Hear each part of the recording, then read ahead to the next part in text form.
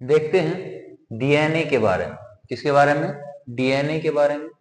DNA में यदि आप कभी सुने होंगे कि डीएनए और आरएनए, डीएनए और आरएनए, तो आप दोनों में नोटिस करिएगा एक चीज कि इसमें भी एनए लगा हुआ है और इसमें भी एनए लगा हुआ है। दोनों में क्या कॉमन है? एनए कॉमन है। तो एनए का फुल फॉर्म याद रख लीजिए कि एनए का फुल फॉर्म होता है न्यूक्लिक एसिड।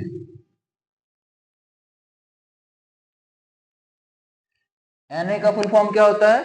Nucleic acid. और D का मतलब होता है डिऑक्सी राइबोज।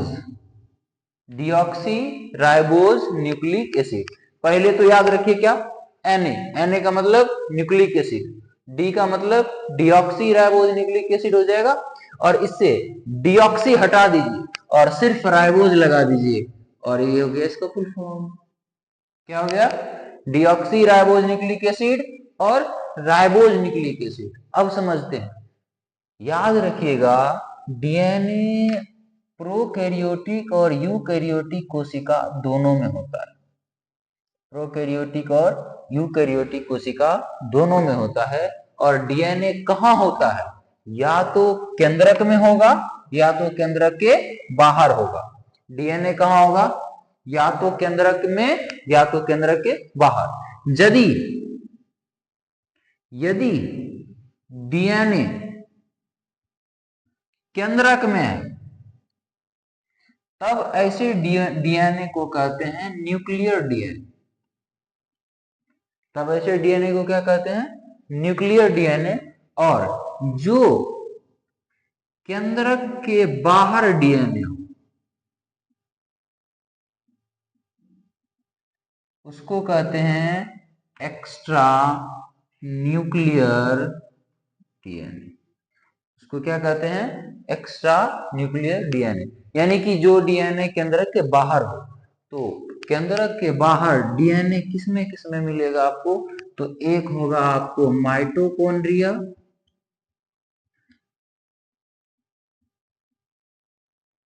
और आपको मिलेगा प्लास्टिड में, या इसी को कहते हैं लवक। दो चीज बोले, एक है डीएनए और एक है आरएनए। दोनों में एनए लगा है। एनए का मतलब क्या होता है? Nucleic acid. और एगो में डिऑक्सी राइबोज और एगो में राइबोज। उसके बाद जो डीएनए केंद्रक में उसको न्यूक्लियर डीएनए, और जो केंद्रक के बाहर डीएनए उसको एक्स्ट्रा न्यूक्लियर डीएनए कहेंगे। और जो बाहर डीएनए उसको कहते हैं माइटोकॉन्ड्रिया। और मतलब बाहर में जो डीएनए किसमें किसमें मिलेगा? माइटोकॉन्ड्रिया और प्लास्टिड में डीएनए मिलेगा। ठीक। अब समझिएगा कि आगे डीएनए, ये जो केंद्रक के बाहर डीएनए दिखेगा, जितना भी डीएनए केंद्रक के बाहर है, याद रखिएगा कि वो डीएनए हमेशा सर्कुलर होता है। यानी कि उस कैसा डीएनए मिलेगा? वृत्तीय डीएनए मिलेगा। यानी कि वृत्तीय डीएनए मतलब डीएनए का आकार कैसा होगा? गोल होगा। ठीक। और प्रोटीन से नहीं बना होगा या प्रोटीन से जुड़ा नहीं होता है।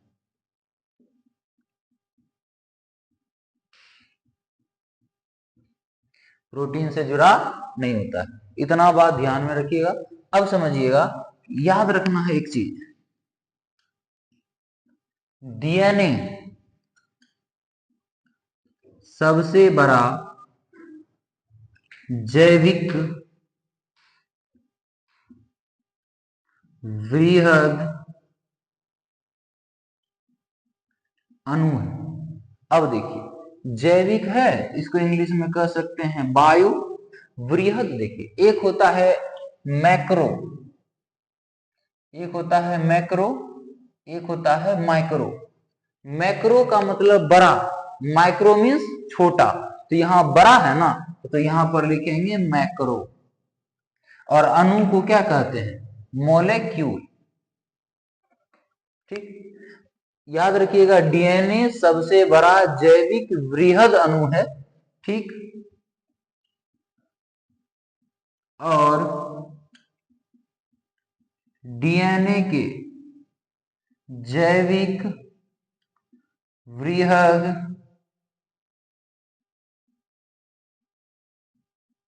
अणु का अनुभार 10 पर पावर 6 से 10 पर पावर 9 तक होता। इतना बात आपको याद रखना है। पहली बात तो डीएनए आरएनए का full form, deoxyribose nucleic acid, RNA का राइबोज न्यूक्लिक एसिड। बताइए केंद्रक में जो डीएनए होता है उसको कौन डीएनए कहते हैं? Nuclear DNA. और जो बाहर होगा वो extra nuclear DNA. Extra nuclear DNA बताइए गोल होता है कि रेखा में होता है? तो गोल होता है, यानी वृत्त में होता है और प्रोटीन से जुड़ा नहीं होता है। और बाहर जो डीएनए मिलेगा वो किसमें मिलता है? माइटोकॉन्ड्रिया और प्लास्टिड में मिलेगा। और डीएनए सबसे बड़ा क्या है? जैविक वृहद अणु है। ठीक, देखना है मानव शरीर के प्रत्येक कोशिका में डीएनए की लंबाई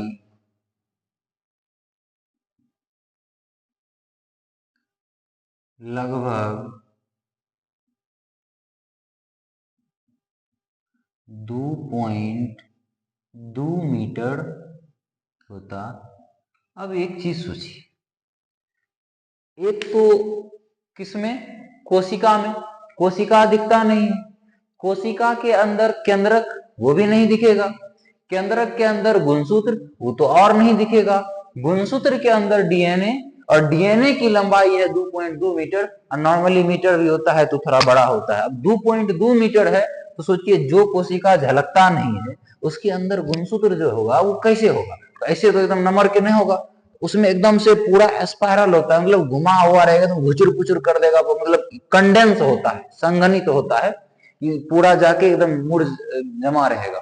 समझिए, मानव शरीर के प्रत्येक कोशिका में डीएनए की लंबाई लगभग 2.2 मीटर होता है। अब सोचिए एक कोशिका की बात की है, एक कोशिका में कितना गुणसूत्र होता है? मानव का है तो 46 गुण होगा, यानी कि 46 गुणसूत्र में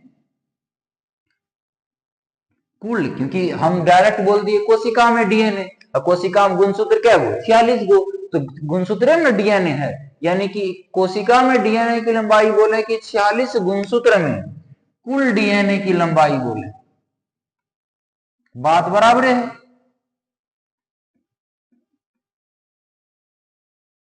सम्मिलित होता,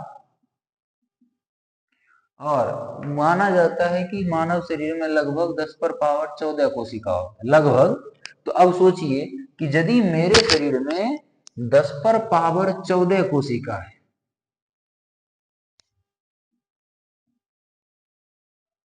मानव में कितना कोशिका होता है? 10 पर पावर 14 कोशिका होता है। यदि एक कोशिका में 2.2 मीटर लंबा डीएनए है तो 10 पर पावर 14 कोशिका में कुल लंबाई डीएनए का कितना होगा? तो 2.2 गुना 10 पर पावर 14 डीएनए की लंबाई, कुल डीएनए की लंबाई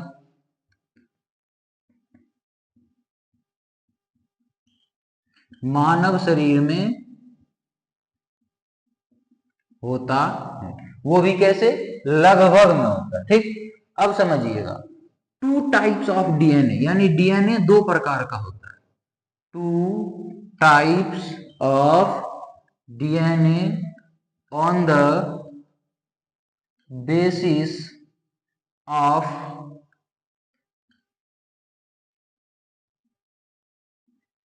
स्ट्रक्चर, यानी कि संरचना के आधार पर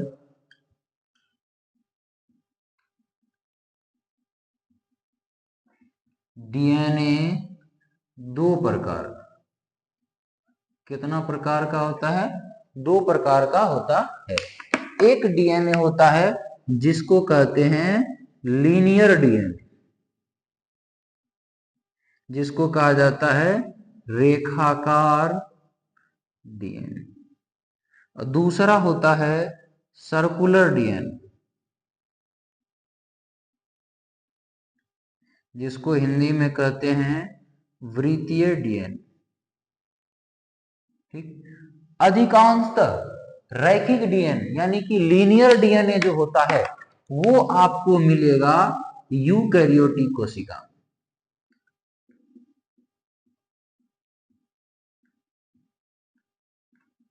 कुछ विषाणु भी होता है जिसमें लीनियर मिलेगा, लेकिन अधिकांशतः यूकैरियोटिक कोशिका में लीनियर डीएनए यानी कि रेखाकार डीएनए, और अधिकांशतः प्रोकैरियोटिक कोशिका में